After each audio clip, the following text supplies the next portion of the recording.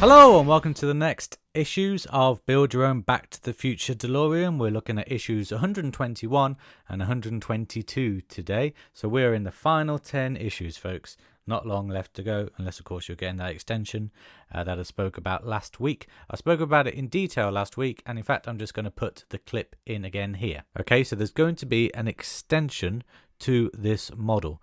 The first issue will be free for subscribers. I'm not sure whether that's the same for people who are picking it up from a newsagent, but it will be free for subscribers. And basically in the extension, to show you this here, you get the hood box, and you get the wheels, and you get the train track from Back to the Future 3. So it's a Back to the Future 3 heavy extension. You don't get the white wheels that were in a special extra pack. You don't get that. You just get train tracked wheels, the train track, and the hood that 1955 Doc Brown made to kind of help out with the flux capacitor and stuff like that. You also receive a free t-shirt for your loyalty. Now it does just assume, Eaglemoss do assume that you just want this, so if you are subscribed you don't have to do anything, it just keeps rolling on. I'm not entirely sure. There we go. 29 more issues, so the final issue will be 159, which is a bit of a weird number, but yeah, so it will roll on for another, what's that, 4-6, a few months. 29 issues, yeah, 29, well, it's nearly a year actually, flipping heck, it's the best part of a year. So yeah, if you do want this, you don't have to do anything, it just keeps rolling over. If you do want to cancel after the 130 issue first run, main run, what you need to do is you need to wait for the parts to come through with issue 130 and then call up Eaglemoss and cancel then.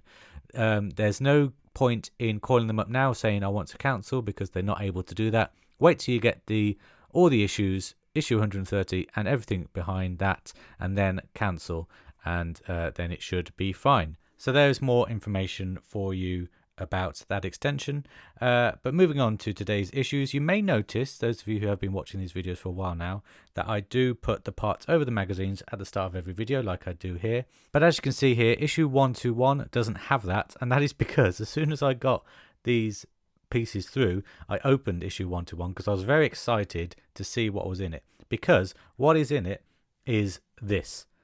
Now this is one of the most iconic parts of the DeLorean, especially from an outside point of view. It is one of the vents.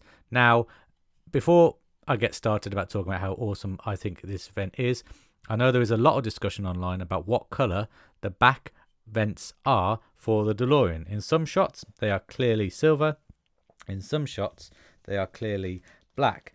And in fact, if I just get issue 122 here, sorry, I just noticed this, they look pretty black on the back, on the actual cover of this model build.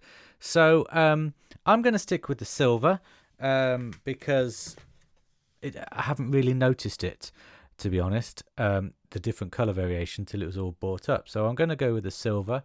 But if you do want to go black, just a simple paint job, or just darken it up with some paint, just a black wash, we do get this kind of effect here, which is accurate to the display cars and stuff like that. But if you want to make it darker, you can, it's your model. And if you're happy being silver, you can, it's your model, either which way. Now in issue 121, it's actually very simple. What you do is we also have this pipe here, and this pipe is really cool because it's one of these elastic pipes, which I thought I just broke then by stretching it too much.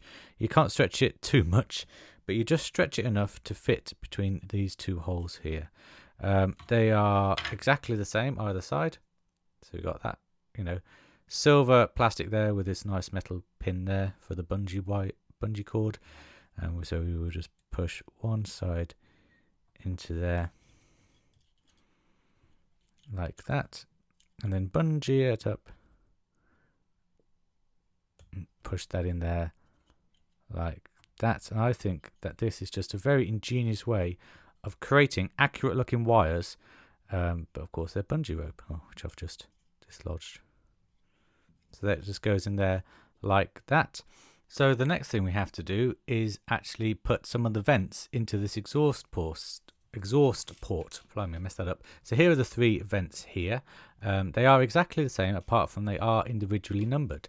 As you can see in the top left hand corner, there's a 1 engraved there, there's a 2 engraved there, and there's a 3 engraved there, like that.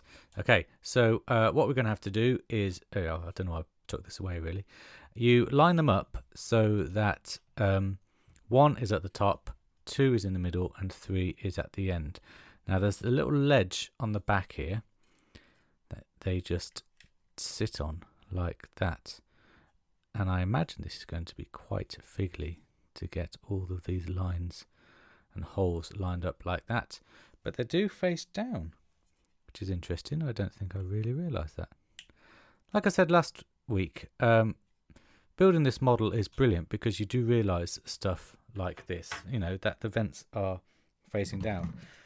In case, unless of course it is inaccurate, but I don't think it is. So I'm just going to quickly screw some, yeah, okay, good. That one hit the hole, but of course it caused the other one to dislodge. I'm just going to show you the top one of these. Maybe just even one side. Although when you've done one side, actually, the next 2 screws should be pretty easy to do. So let me do the other side on camera as well. And actually, it's not as difficult as I thought. It fits in really nicely. I think that little shelving unit works. Oh, here we go. He says, no, there we go. I think that little kind of, not shelving unit, that little, this bit, this raised part here, a little ledge, maybe it's called a shelf, I don't know. But I think that does help in kind of positioning these vent flaps into the right position. So as you can see, that is the first one all done. And I believe that is right in facing down. Well, that's how it fits in, and you can see the angles do make it that it faces down. So you do the same for vent 2 and vent 3, so I'm just going to go ahead and do that now.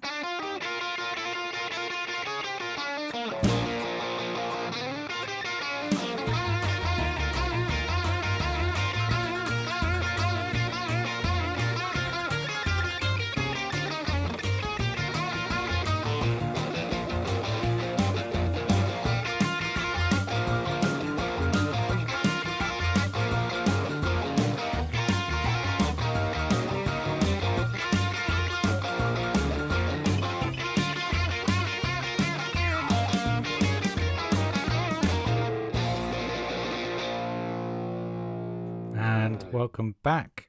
I completely missed this last one, so I'm just re-screwing this in here, making sure it's all lined up correctly. But they do go in very nicely on the hole, these little vents. There we go. I missed it again. No, don't think I have this time actually. So that's good. Something like that. Although I don't know why they're, I mean, they're obviously designed the same and printed with different numbers, which is why you have a hole there, but you don't have a screw hole for these bottom ones. Unless it comes later, of course, or it's angled slightly differently. I'm not entirely sure. But, yeah. Actually, then the reason they have 2 holes on each is so that they don't flap around like this bottom one does. They are very easily moved. But yes, that is what the vents look like. Looking very, very cool indeed. And then I guess in a future issue, probably the next issue to be honest, we get the kind of center slat that will fit in there like that. Now, in true Back to the Future fashion, I'm going to skip ahead in time because what I did is I wasn't too happy with the colour actually of these back grates when I held it up to other parts of the DeLorean, so I have darkened them, as you can see here. I've made this much darker in tone. Sorry that I didn't film myself doing it, but I wasn't really sure how it was all going to come out and what it was going to look like. But just to give you kind of an explanation of how I've done it and why I've done it, as there were before, as you can see in this split screen here, the darker tone works better and the silver tone was too light for me when I held it up to pieces like this. Having those grills the same color as this silver didn't really work for me. So I decided to make it a lot darker, and you can see the little contrast there. It looks really, really nice now, and I'm much happier with it, apart from putting it on the wrong side. There we go, it'll fit on there like that, and that contrast is actually really nice. Now with this, I did originally paint it all black because I thought that black, you know, was darker and so it'd stand out more, and it is black in some of the photos you see from the Delorean, as I said before, but it was too dark for me. It didn't really look right. It didn't sit well with me at all. So what I did is I went to my local shop, had a look for paints, and I decided to pick up this primer gunmetal color here, which you can see here. This paint is the Army Painter, and I got it from a popular shop that sells lots of little mini crafts and stuff like that. So that is the color I would recommend going for on the grate. As you can see, this is slightly darker because I did paint it all black and then I sprayed it over the top with this color, but I think this color really, really works. Gunmetal for me, actually you can see there, that's what it was like. That's the black it was before, and there's the gunmetal now. It really, really works for me. I think gunmetal is the way that these things should have been colored in the first place, and that is the color of mine and will be the color of my next one as well. So yeah, all that's left to do now it is painted is reattach some of the stuff that I did take off. So I'm just going to reattach this cable here, and you can see there's a nice contrast now with these cable ends now that they are not all the same color. If I can get that one in there. Actually, I think this one, my mistake, this one goes on here like this because it's got a little edge to it. There we go. So that goes in there like that, and that will attach to the bottom plate when I attach it. And then this one has some straight pins, which are just nice and easy to plug in there, like that. And I'm actually going to jump in time once again because I have attached this plate onto the back plate, sorry, this grate onto the black plate off camera because it was quite fiddly to do, to screw it in, and also these tubes are really fiddly to put on. But something which I'll show you with the next one, these are so much easier to put on when these grating parts are attached, because they just fit in the pressures better, and it's much easier to do it that way. And you can see now I've re-added the kind of oil spill there for this part that we'll get at a later date. And you know, actually on the camera it looks like it's the same color, but it is definitely darker inside, and I'm much happier with that difference in color between these two parts, especially if we add on the Mr. Fusion part here. You see, it was matching that silver, and that's the part matching that I didn't like. It needs to be darker, which it is. So I'm much happier with that now. There are just a few more things that you need to do just to tidy up. You need to get this black cable here, not this part here. This is still loose. This black tube here, and you just pop it into that hole. I say just. If it goes in, there we go. So that is all attached there like that. And then you may notice that I have swapped these round again in the time it took me to attach it. This black cable needs to be center here, and this silver type cable is the one that comes out the back. And then we just push it around, just get the head in there like that, into that hole. That is fiddly to do.